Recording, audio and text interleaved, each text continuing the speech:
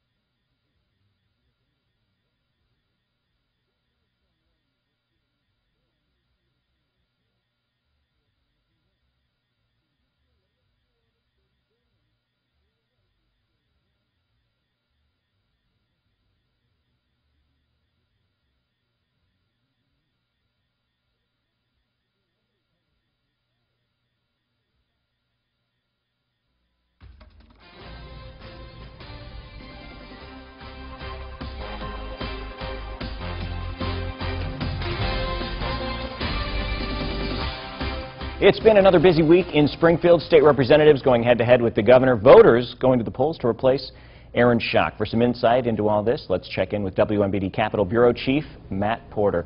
So, Matt, another week passes and not quite there. Well, that's right. This week we did have the governor breaking his silence after a few weeks of being quiet as lawmakers debated here in Springfield. Now, Governor Bruce Rauner says he has the compromise as an idea. He pitched his 5 points that he's been pitching for the last few weeks, but with a few added suggestions from Senate Democrats and other Democrats out of Chicago. However, when I spoke to Democrats who were here this week, they called his compromise pretty much the same thing that they've seen since February. So whether or not Bruce Rauner's proposal will be accepted by the leadership here in Illinois, in the Springfield, is another question. So the State House takes action again. The Senate's not back until next week. So what's next? Well, the House did pass with one vote needed for their supermajority to pass a temporary budget for July. Now, that temporary budget has to go back to the Senate because there was an amendment, but that's expected to pass easily and then head to the governor's desk for a signature or a veto. Now, the issue here is that this piece of legislation expires on August 1st, so if the governor doesn't like it, he doesn't have to sign it, he doesn't have to veto it, and he can potentially let it sit there and expire. The House Democrats hope the governor won't be doing this because they say their temporary budget will ensure that state workers get paid and that essential programs continue running through the month. And to add to the chaos, obviously now we have a couple of courts with different rulings when it comes to worker pay. So what are you hearing in the Capitol about that issue?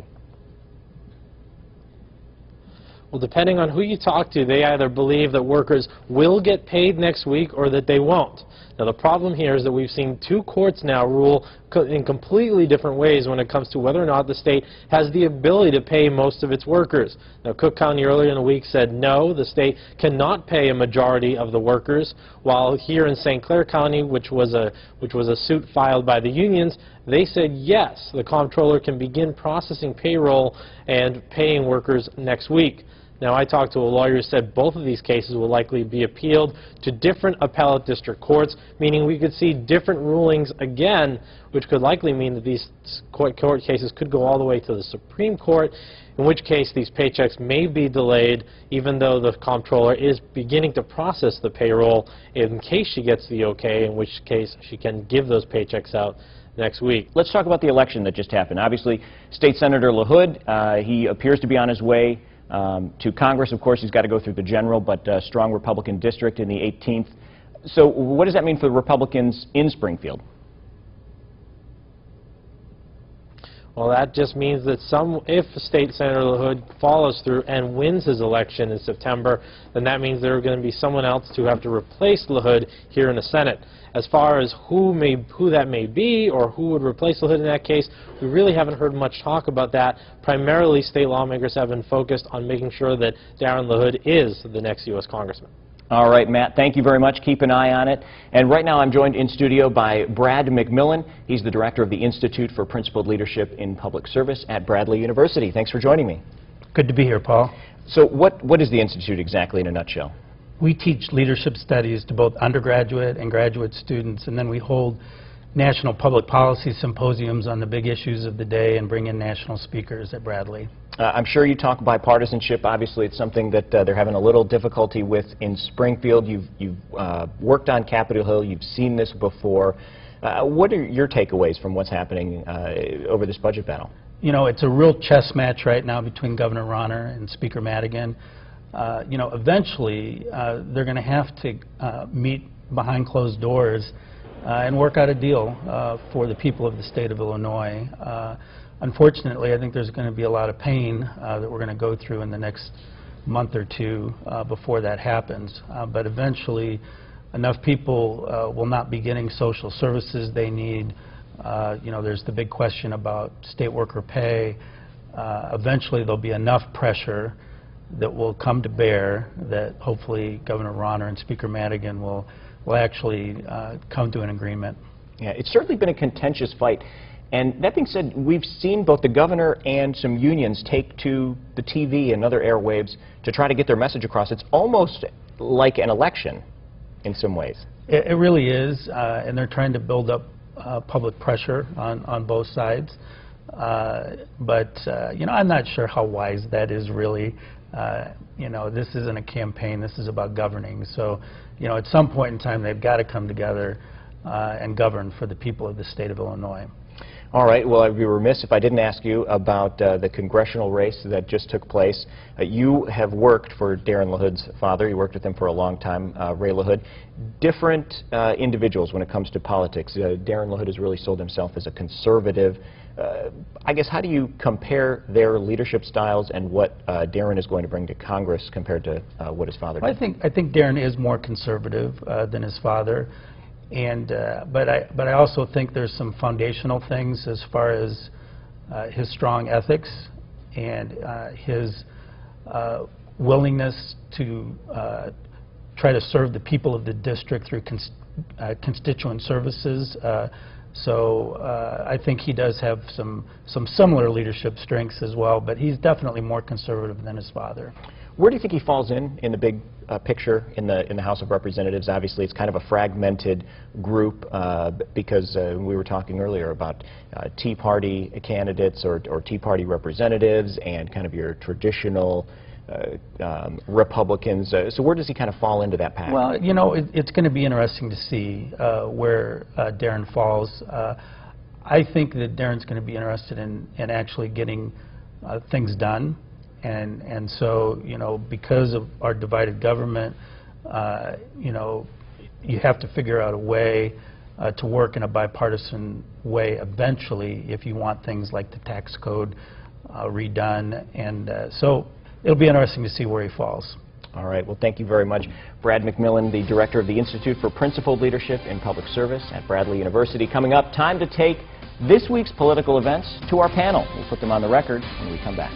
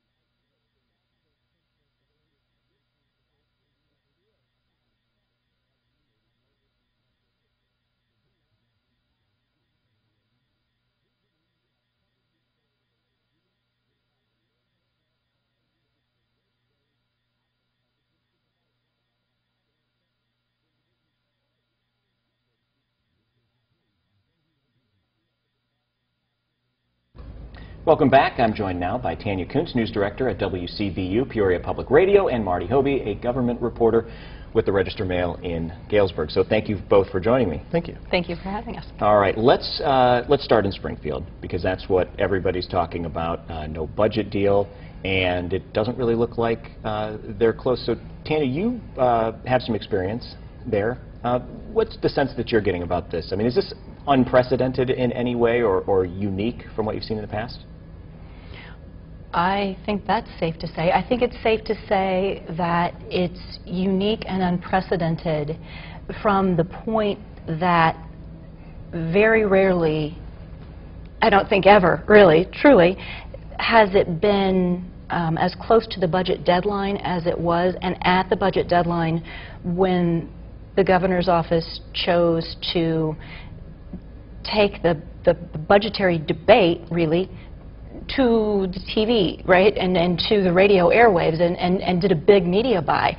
The state, I don't believe, has ever seen that, and that very well may have dug in that situation and made it a little more of a budgetary impasse. It may have worked to the negative of the negotiating process more than to the positive. Truly, it may have. Marty, it almost feels like election season. Because It does. As I was going to say, they're talking past each other, as two candidates often do in campaigns. They're not talking, they say they're talking with one another in closed-door meetings, and perhaps they are, and perhaps the conversation is fruitful, but as for the public viewer or the public reader, all you see are campaign-style tactics back and forth between the Speaker Madigan, Governor Rauner, and sometimes including Mayor Rahm Emanuel and President John Cullerton. Yeah, it doesn't seem like there's a lot of cohesion among that group, and you would kind of expect a little disconnect with a new governor. But, you know, there are a lot of workers, obviously, who are wondering whether they're going to get paid. Who do you think is really winning right now? Is anybody winning, or is everybody losing? I mean, it seems, I mean, the governor went on the attack early. Well, I think what we have here are two different competing thought processes, one being Governor Rauner's, let's get the state back on the financial track, whereas the Democrats, led by Speaker Madigan, are trying to make sure core services and services that play out very well in the media are funded. And you've kind of got these two, a rock and a hard place between these two, and they're not budging, and that's where we pretty much are at today. Tanya, you did a very interesting story with the Schwartz family, a family that is directly impacted. Can you give us kind of a brief recap of why they are so concerned about this issue and who's being paid and which departments are up and running? So one of the first calls that came out was that there would be a sustained 16% cut roughly to the medical services that they received. The 16% cut would be to the salary of the nurses that allowed their son, who is considered medically fragile and technology dependent, those nurses allow him to live at home full-time, right? Their son Caleb is now 2, and he has Down syndrome with some extreme cardiac complications, and so he's on a ventilator full-time, and there's lots of equipment that comes with that at home, and he needs to be watched around the clock. It's not just like you can be in the same room with him. He needs eyes on, 24-hour care, and so nurses help them do that 20 hours a day. And they were really concerned, and still remain concerned, that if their nurses sustain a 16% cut to their income, they're going to lose nurses, right? Their nursing agency is going to lose nurses. Those nurses will leave and take jobs someplace else. And let's be clear, if you have a nurse in the hospital that you're not particularly comfortable with, you're going to go home from the hospital at some point in time, right? She's not going to be working. But if you have a nurse that's in your home, those people are special, special people, because they're coming into your home and they're essentially part of your family. And their nurses really have become part of their family in many ways, caring for one of their most precious possessions in life, right? Yeah. And they have been told at this point that even where the budget stands with the stalemate that's in place right now, they will be able to sustain their nurses through August. They'll be able to sustain their nursing care, which allows their son to stay at home and not be hospitalized through August. And yet the refrain that I hear over and over again is the uncertainty of it all. Even if the temporary budget that has now passed the House and has to go back to the Senate for concurrence, even if that goes through, there's lots of question that seems to still be out there about what that covers exactly. Essential services. Yeah. What does essential services mean?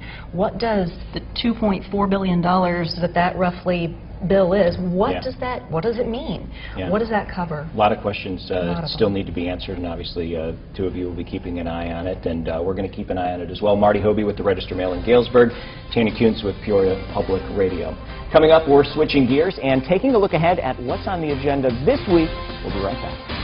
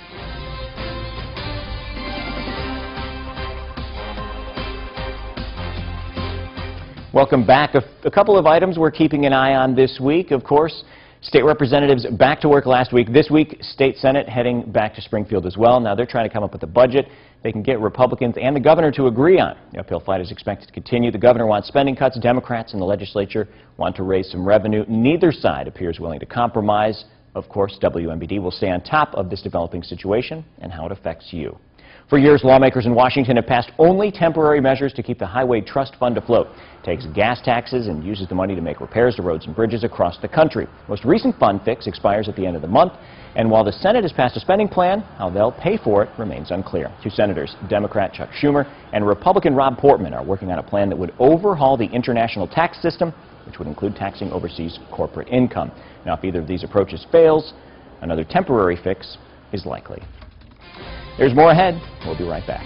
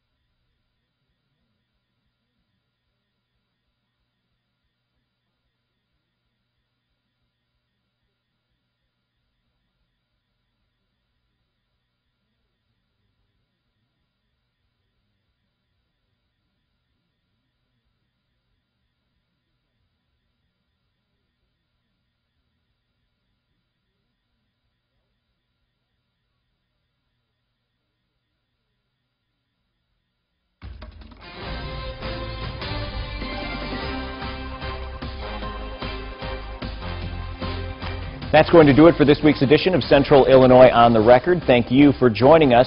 You can always stay in touch with us using social media. Connect with me and WMBD on Facebook and Twitter. Use the hashtag CIOTR. We'll see you next week. The views and opinions expressed in this program are those of the participants and do not necessarily reflect those of WMBD, WIZZ, or Nexstar Broadcasting Group.